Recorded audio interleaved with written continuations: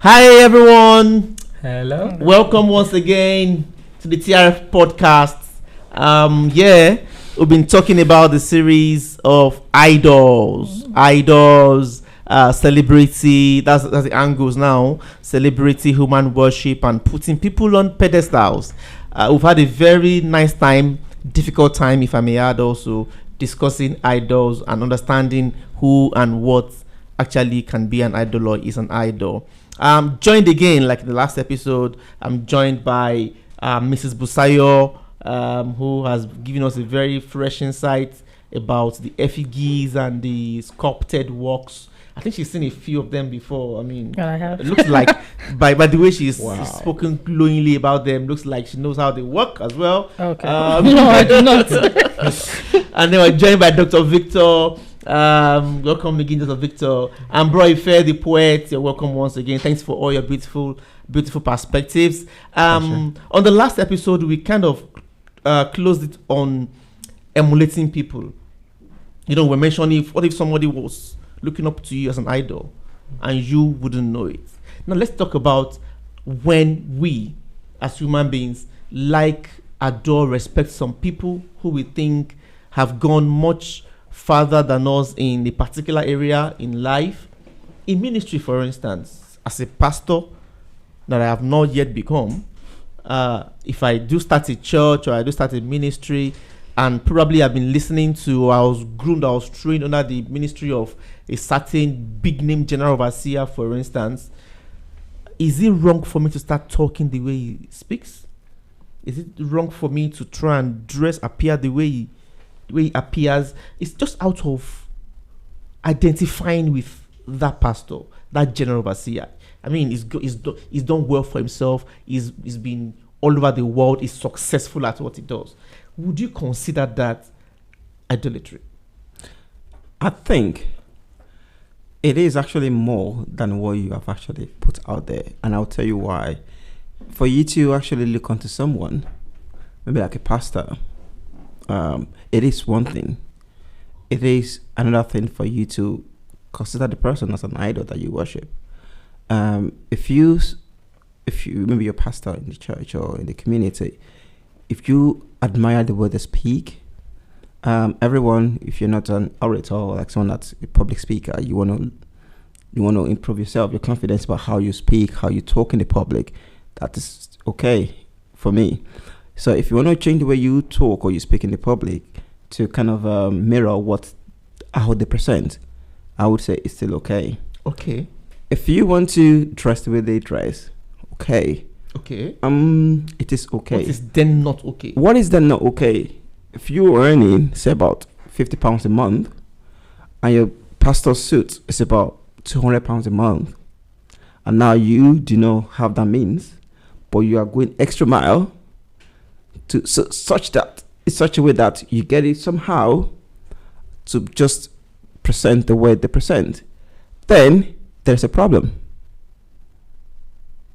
Okay, there is a massive problem with that, because you are not only living beyond your means or above your means, you are actually doing other things you have to do to be there, and that's definitely, if you examine yourself properly, then it potentially will be an idol.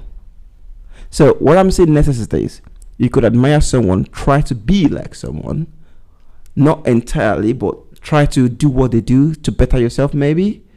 It's still okay, but the moment like you are not relying on God anymore as your source of inspiration or as your source that you go to draw from, then that's where the problem is. So your pastor, okay, that you look up onto, they dress in a certain way, and you'll be looking at maybe your girlfriend or your spouse or your they'll be telling you, oh, your dress sense is not good at all, and you'll be trying to change how you dress, and you see someone, oh, dress this way, okay, maybe I can emulate the way this person is dressing. It's still okay, but in as much as that has not actually, gotten over your values and your belief and your source, like the Christ, Jesus, or God that you look up onto, then it's still within the context of, okay, you admire someone, you want to be a better person. That's it. I've seen so many people, they got better and better by listening to a particular man of God speak or preach, and by that way, they get the word, they get to know more about the word, about Christ, and because of that, they can actually speak out or preach. You get the confidence to do many things. I have so many people like that. And also, when you spend time with someone, when you spend time with someone a lot, you listen to someone, maybe their podcast or their sermon a lot of time, somehow you tend to speak. Without you even knowing. You've heard about people say that, oh, you and your wife, you speak alike sometimes. You have the same thing. Look alike. You even look alike. It's that time that you spend, the amount of time you've actually, you've invested in that person. Now, the way we look at it these days, if we invest that same time with God, in godly things, in knowing God personally, not the pastor. I'm not saying the pastor.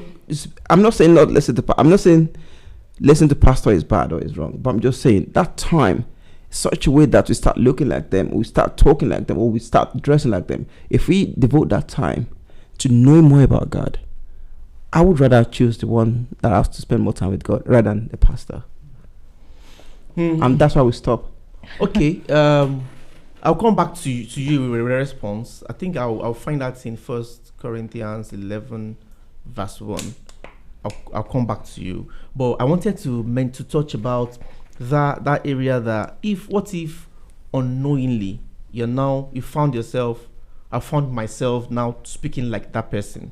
You consider okay, there's no problem at all. If there's a difference between when deliberately I'm trying as hard to be like that successful general overseer, even to the extent of living beyond my means, gets probably borrowing money to buy his kind of suit. That's a problem. But if unknowingly, with just the impact of that fellow has just rubbed off on me so positively that I don't even, I'm not the one trying to be. I've just found myself, there's a proverb in a place that says that if soap and in a leaf, if soap dwells too much on a leaf, the leaf itself becomes soap. Leaf from the tree. That's LEAF. You get. So if the rubbing off becomes so intense over time, and then I find myself, without even knowing, for instance, because my pastor carries a jerry coil on his head, without thinking about it, without trying to be like him or her, I'm just going to the barbers, and the next thing I'm saying is, I just want to have a jerry coil. Not because in my mind I'm thinking I want to be like the pastor. Would you have a problem with that, or you consider it okay? Are you asking me? Yeah, I'm asking you. But then let's talk about being like that general overseer. Paul was saying in 1 Corinthians 11:1 that follow me, even as I follow Christ. Find that Paul was able to say, I'm following Christ. The same thing that our big general overseers are saying today, they are following Christ. So will it be wrong for me to then follow them, knowing that they are following Christ? The book of 1 John, I think verse 4, it talks about we testing every spirit. What I will say in this is this, okay? I will say this and say categorically that we actually need to know who we actually are in Christ Jesus. We trying to be like a pastor, assuming the pastor is like Christ, assuming. My focus should be on Christ originally. Okay, so if that pastor, whatever they are doing, if I want to copy them, the spirit in me will test if that actually is the right thing to do or not. So the spirit in me testing, my strong desire, my innermost wish to actually be like that pastor. Is it for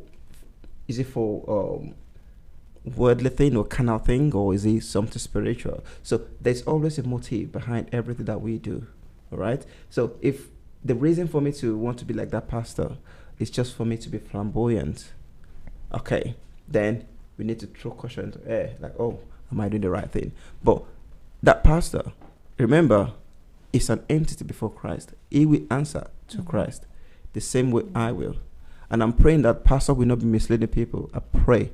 We always pray for the body of Christ anyway. But my reason for following that pastor, for speaking like him, or I don't even really mind about speaking like a pastor, really, to be honest with you, because everyone wants to be able to articulate themselves when they talk outside, have the confidence to speak in the public and things like that. They could learn that from people like that. That's fine. You don't even necessarily have to listen to your pastor to learn that, actually, but to dress like a pastor, to look like the Jerry Cross, like you said, or plaiting hair, is your spirit testing that motive to say that, okay, God actually, it really glorify God. Something happened recently in the church about, plaiting hair and all the rest, and the pastor said something. Let the Spirit direct you on what to do. So she's not going to stand up and say, don't do this, don't do that. Don't copy a pastor, copy a pastor. Your spirit, what you have inside of you, is it testifying to what you're doing that it is good and righteous? And now we stop there. So if I've heard you correctly, I think that we have now gotten to a place where we've left idolatry to be decided by what our heart says. Like if our motive, if it deep down within us, we are trying to worship, we are trying to revere, we are just bowing down to that thing in our hearts.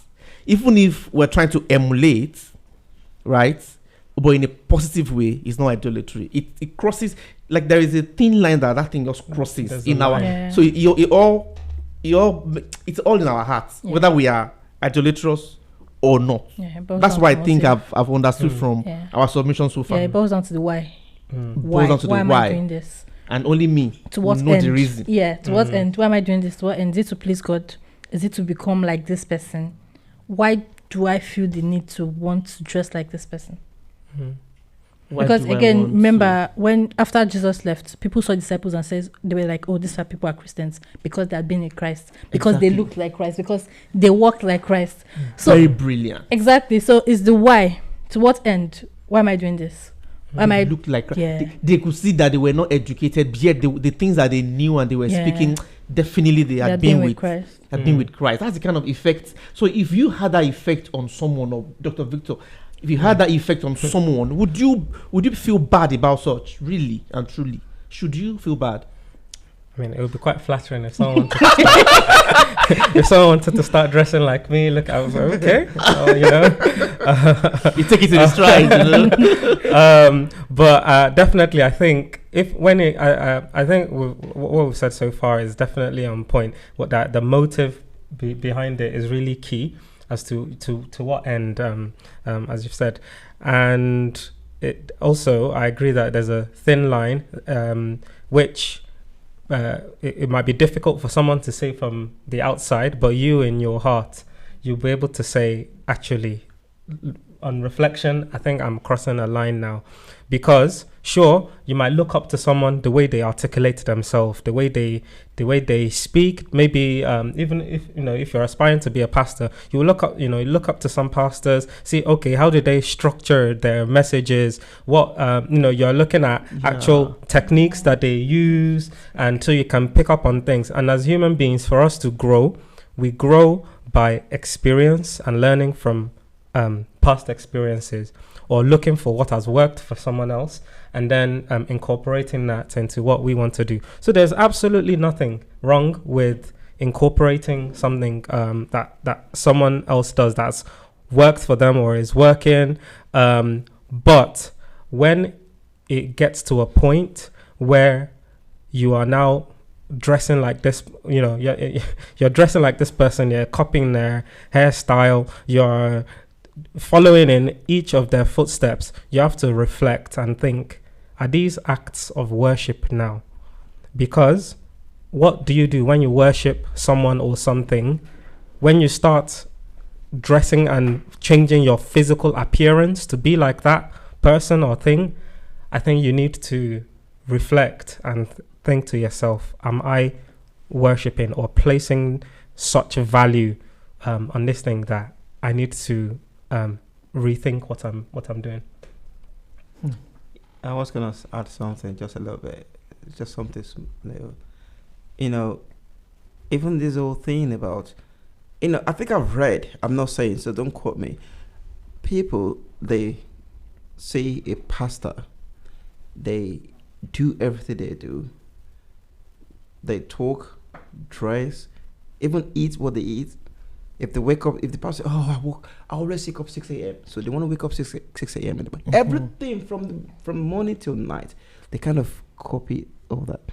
Whereas God is that we are the image of God, that we should look unto God, mirror what God, what God is, what God shows us to be like. If you remember in the Garden of Eden as well, that image that God actually, Adam's image. So whatever they did, it kind of moved them away from that perfect image that God created in the first instance, and that became an idol. So why should I'm not saying it's wrong, but because if you do it too much, then you have the tendency of actually falling away from that line that is straight unto God. So why should I do things the way a particular pastor should do it when I have Christ to always follow? The thing, if I lack confidence, why don't I talk to God? Give me confidence. And if by the virtue of me listening to messages, I gather some things from that, but it is not necessarily that I'm following a particular pastor. What I'm saying necessarily is this: we need to look unto Christ and mirror him in everything that we do, rather than looking unto men.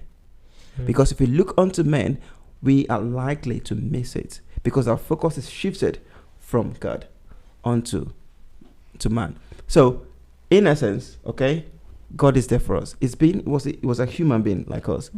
He went through what we are passing through. Is this it all?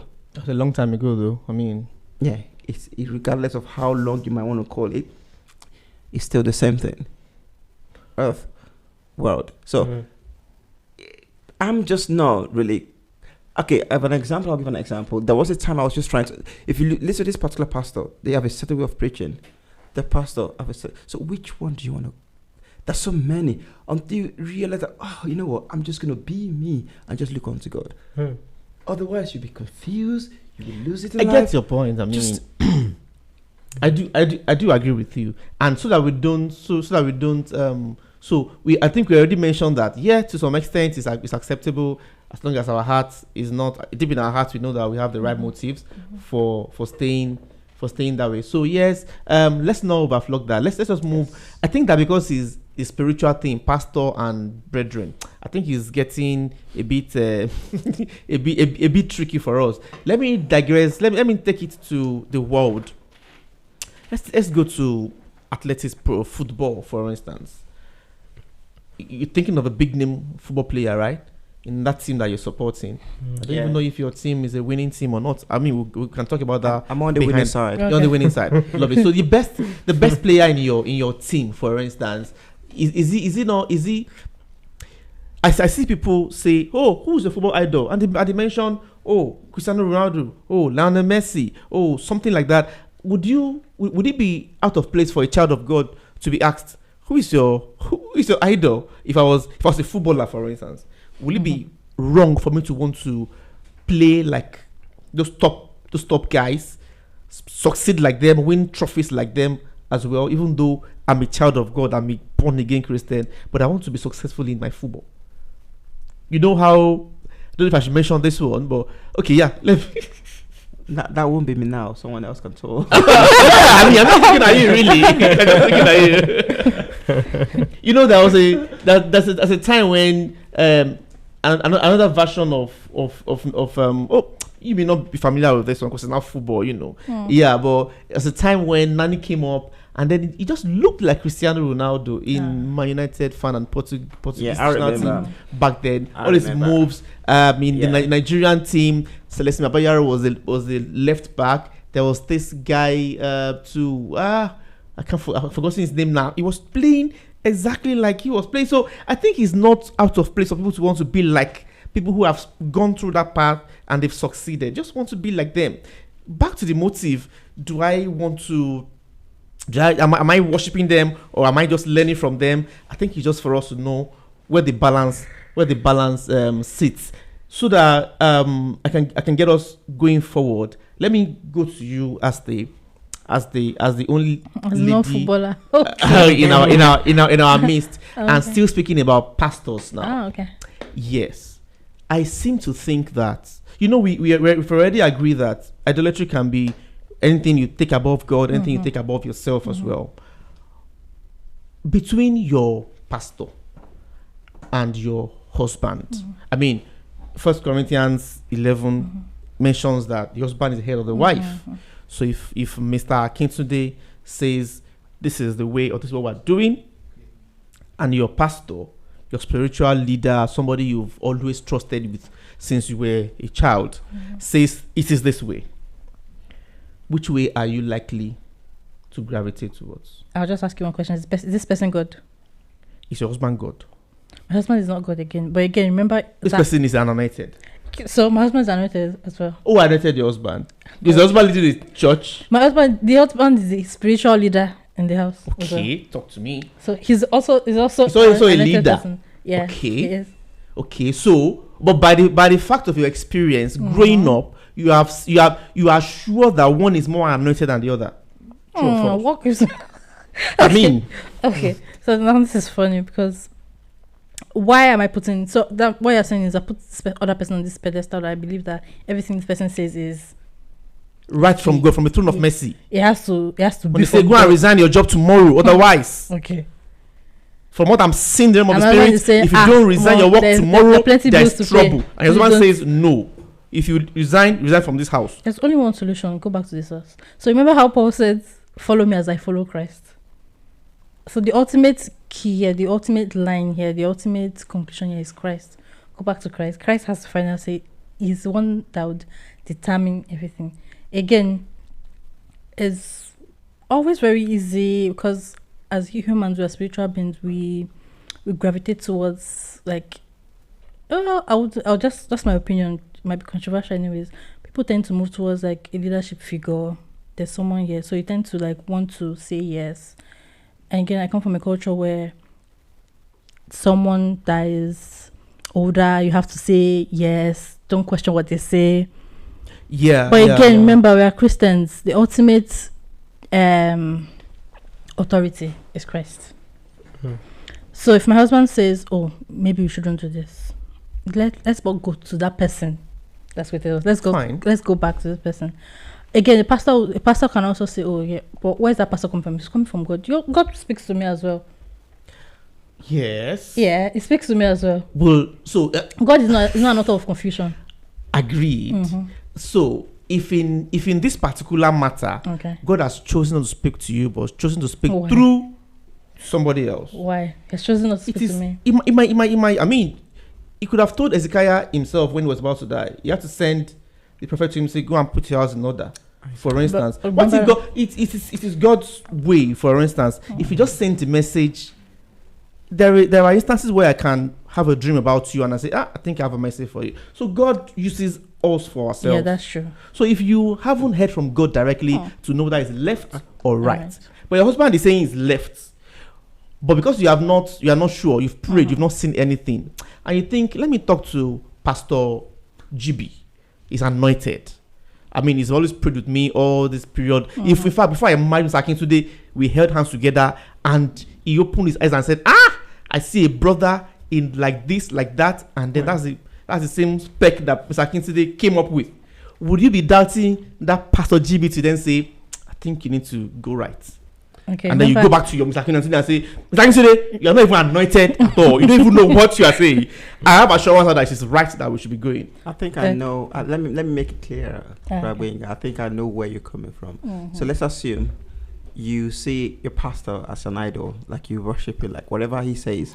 Don't use the word worship. You're setting that up because now. You know why? Because it's you just believed this pastor over time. Is that idolatry? Because if you someone you believe so much, and you kind of so it will be very difficult for you to actually say no to what they tell you. Fine. And I think that's where you are coming from. That's what you say. So if she sees the pastor as someone of high authority that kind of she worships or idolizes, then no matter what the husband says, and another clog of the wheel will be the husband might also see the pastor as an idol. So then we have a multifaceted problem here, which is positive, which is good. If both of them can't agree on anything, they go to the single place and then they have an. But why should the single place with the pastor? Why not the person above the pastor? I started by saying that some of us, we can't see God. We just want to have a feel of okay, this is God sent. This is from God. That kind of thing. So people are in that class. They don't have to wait until they hear from God, because not everybody has trained themselves to be able to know when God speaks or hear from God. And they are still Christians. So we have to make room for that kind of arrangement as well too. That, and the faith they've had over the time is God sends people to them, or they pray, or some things happen. People that you don't know randomly. You're walking on the high street, somebody taps you and says, brother, I see you doing this. If you can do this tomorrow, you'll be fine. I think you might want to believe that person, even if that is karma. You might want to believe and say, maybe that's an angel I just saw now, and then you want to do whatever the person says. So that back to that. I'm asking two questions in one, in terms of, is it idolatry, and then will it be wrong for you to place another person above your husband, which is scriptures here says that is your head. That's the landmine I'm setting. So I've now come out for you. How would you handle that? Well, again, I would personally, again, go back to Saul. So I would go back to, so remember when Saul later became Paul, and then his eyes went, and God said, go to this place. God also spoke to the other person. That is coming. So, exactly. So that's why I say God is not an author of confusion. Now, if I'm this person in this, again, we are mentioning like two different people. This person has always believed in the pastor, not in God. In the pastor, and whatever the pastor says, pastor has never been wrong ever since 30 years of life. Doesn't mean pastor has never been wrong. It took one time. I mean, Peter was with Christ for how long? Probability. See, he was with Christ for how long, and then he still did that thing with the was segregating and all of that. So again, for me, because I grew up in a household where my dad was a pastor. Oh, thank you. Exactly. So people came to look for your pastor daddy's advice on personal matters. Yes. Fine. So would that be wrong? No, that's not wrong. But he's did they not obey the him absolute always? Authority. So that's what I'm saying. He's not the absolute authority. So remember, you're coming from Old Testament to New Testament. Old Testament, you had to go through a prophet. Yeah. You had to go through this person. But by the time Jesus died, the temple door opened. You could access the throne yourself. So it takes growing, coming to that maturity, knowing that, I don't need this person to say this, or this person to lead me to the throne of grace. I can go myself. I can speak to my Father myself. I can live 24/7 in the spirit. I can be a spirit man myself. I can discern. I can discern, because your pastor can be right 99% of the time and just that 1%. All right. So Busayo, now this question of your husband, you have to answer it. All right. So you are going to your source. So from you going to the source, you are convinced that it is right. Husband says left. And do you have an answer for me? Well, my source also created my husband. I will then go back to my source to say, convince my husband. But your husband has said he's heard from his own source that is left. But God is the ultimate source. So somebody is lying. God will then convince something is not right. I remember when Peter was saying, how can I eat something that you've called unclean? How can I get it? And God told him 3 times that I'm the one that said this thing. It is good. So God will go convince him. Interesting perspective. I think that answer, I don't think it's practicable enough. Okay. Because the reason why I'm saying this is because, we always go back to God, to the source.